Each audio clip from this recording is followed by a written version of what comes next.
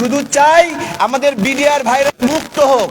আমি যখন এই গণ অভ্যুত্থানের মধ্যে জেলখানায় ছিলাম, আমার সঙ্গে সাধারণত কাউকে মিশতে দিত না, এবং ওই সময় একটা লম্বা করে একটা ভাই একটা প্লেট খাবার নিয়ে এসে দিয়ে আমাকে বলল, তারেক ভাই আপনি একটু কাছে আসেন।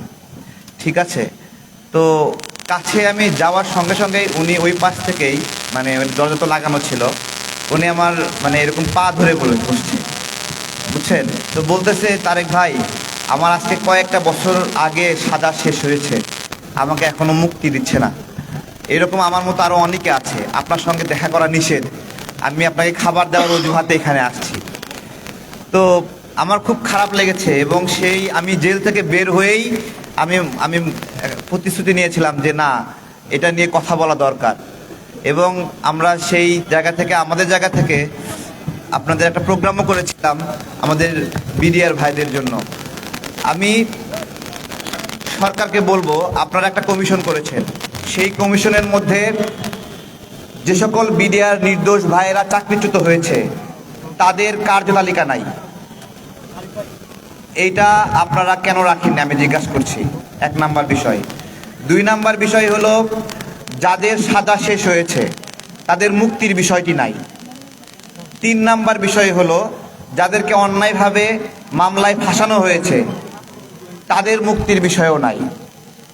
এই বিষয় ছাড়া পিলখানা হত্যাকাণ্ডের বিষয় কোনোভাবেই সুরাহা হবে না, হবে না। এবং একটা দফা আছে, নাম্বার না কি নাম্বার দফা, লাস্টের দফাটা না? আচ্ছা, এইখানে এই দফাটা এতটুকু সাংঘর্ষিক যে শেখ হাসিনা যা যা করেছে, যা যা পরিকল্পনা করেছে এবং যা যা বাস্তবায়ন করেছে তার বৈধতা দেওয়া হয়েছে এই দফার মধ্য দিয়ে। এখন আমার কথা হলো, এই জায়গায় কোন ভূতে ঢুকছে এটা আইডেন্টিফাই করা দরকার। এই লোকটা শয়তানি করে এই দফাটা ঢুকাইছে, তার মানে এই ভূতদের মধ্যে এবং শেখ হাসিনার এজেন্টরা রয়েছে, যারা যারা এই কাজটা করেছে। আমাদের সাথে কমিশনের ভাইদের সাথে মাঝে মাঝে যোগাযোগ হয় এবং কথা হয়, আমরা এই কথাগুলো বলেছি। আমাদেরকে ওনারা বলেছেন যে ওনারা প্রধান উপদেষ্টাকে এইগুলো বলেছেন। আমার কথা, কিছু কিছু কাজ দেরি করলে অনেক ক্ষতি হয়ে যায়। কেমন ক্ষতি হয়ে যায়? গতকালকে দেখলেন যে সুনামগঞ্জ সীমান্তে একজন বাংলাদেশি নাগরিককে হত্যা করলো। আমাদের স্বরাষ্ট্র উপদেষ্টা বলছে আর পিঠ দেখাবো না, এখন মুখোমুখি কথা হবে। আমার কথা হলো যে আপনি জবাব দেন, সুনামগঞ্জ সীমান্তে যে নাগরিক হত্যা করলো যে বিএসএফরা, তাকে আপনারা মুখোমুখি দাঁড়িয়েছেন না পিঠ দেখিয়েছেন? এর আগে 7 দিন আগে পরপর 2 দিন বাংলাদেশি নাগরিককে হত্যা করা হয়েছে, মুখোমুখি দাঁড়িয়েছেন নাকি পিঠ দেখিয়েছেন? এগুলো ভুলভাল বুঝাই আমাদেরকে বুঝ দিতে পারবেন না, বুঝ দিতে পারবেন না। একটা জায়গায় সমাধান, সেটা হলো আমার সেই বিডিআরকে ফেরত আনতে হবে। এছাড়া কোনো সমাধান নাই। এবং আমরা বলছি, আজকে কত হাজার বিডিআরকে বাহির করা হয়েছে? 18,000। আমি বলি 18,500 বিডিআরকে বের করা হয়েছে না? আজকে এই বিজিবির সঙ্গে 18,500 বিডিআরকে যুক্ত করেন, আমি কসম করে বলছি বিএসএফ চোখ তুলে তাকাতে পারবে না। চোখ তুলে তাকালে চোখ তুলে নেওয়া হবে। আমরা, এটা শুধু আমার কথা না, সারা বাংলাদেশ বলছে বিডিআর না বিজিবি, বিডিআর না বিজিবি, বিডিআর না বিজিবি। সারা বাংলাদেশ বলছে বিডিআর প্রয়োজন। এবং এই বিডিআরকে ধ্বংস করেছিল কেন আমি আপনাদেরকে বলি। সেই যে রৌমারী সীমান্তে বিএসএফ পরাজিত হয়েছিল, তখন থেকে ওদের টার্গেট ছিল এই বিডিআরকে ধ্বংস করতে হবে, এই সেনাবাহিনীকে ধ্বংস করতে হবে। এবং তারা শেখ হাসিনার দীর্ঘদিন ক্ষমতা থাকার জন্য প্রথম যে চ্যালেঞ্জ হতে পারত, বিডিআর এবং এই যে সেনাবাহিনী, এই 2-3কে ধ্বংস করেছে। কারণ আমাদের সেনাবাহিনী যখনই বাংলাদেশের বিপদ হয়েছে তখনই এই সেনাবাহিনী আমাদেরকে রক্ষা করেছে। এবং কিছু হলেই সেনাবাহিনী, আমরা বলি সেনাবাহিনী কোথায়, সেনাবাহিনী কোথায়, অর্থাৎ সেনাবাহিনী আমাদের আস্থার জায়গা।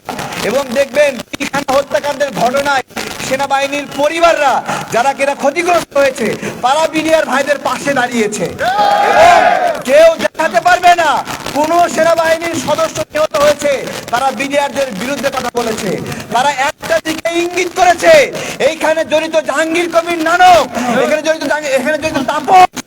তাপস জড়িত, শেখ হাসিনা জড়িত, ওই সময়ে সাহারা খাতুন জড়িত। সবার এক কথা,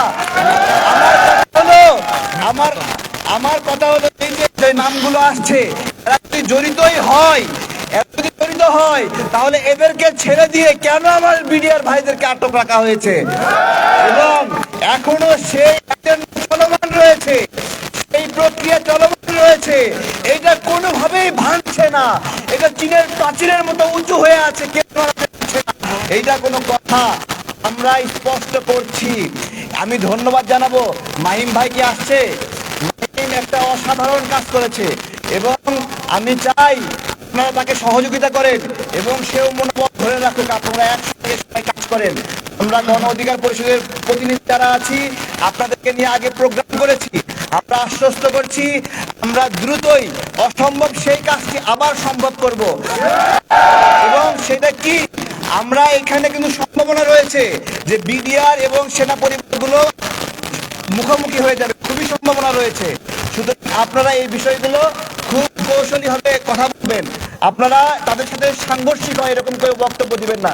আমরা সেই অসম্ভব কাজ করব, আবার বিডিআর পরিবার এবং সেনাবাহিনীর ক্ষতিগ্রস্ত পরিবারকে এক জায়গায় করব এবং যদি এরকম দেখেন আপনারা কোথাও পুলিশ আইসা আপনাদেরকে মারার চেষ্টা করতেছে, হামলার চেষ্টা করছে, উত্তেজনা সৃষ্টি হচ্ছে, তখন আপনারা পাল্টা স্লোগান দিয়ে অস্থিতিশীল করবেন না, তখন বলবেন আপনারা 5 মিনিটের জন্য সবাই নিরাপত্তা পালন করব। আমরা কি বলবেন? এটা একটা জরুরি। কোনোভাবে আপনাদের এই পবিত্র লড়াই যদি সরকারের সাথে সাংঘর্ষিক হয়ে যায় তাহলে কিন্তু দাবি আদায় হবে না ভাই। অনেকগুলো মানুষ অনেক দিন জেল খেটেছে, তারা আর বের হতে পারবে না। আমরা কি সেটা চাই? আমরা সেটা চাই না। সবাইকে অনেক ধন্যবাদ। আপনারা যেই প্রোগ্রাম দেন, যেভাবে দেন, আমরা কোনো পলিসি দিতে চাই না, আমরা কোনো প্ল্যান দিতে চাই না, শুধু চাই আমাদের বিডিআর ভাইরা মুক্ত হোক।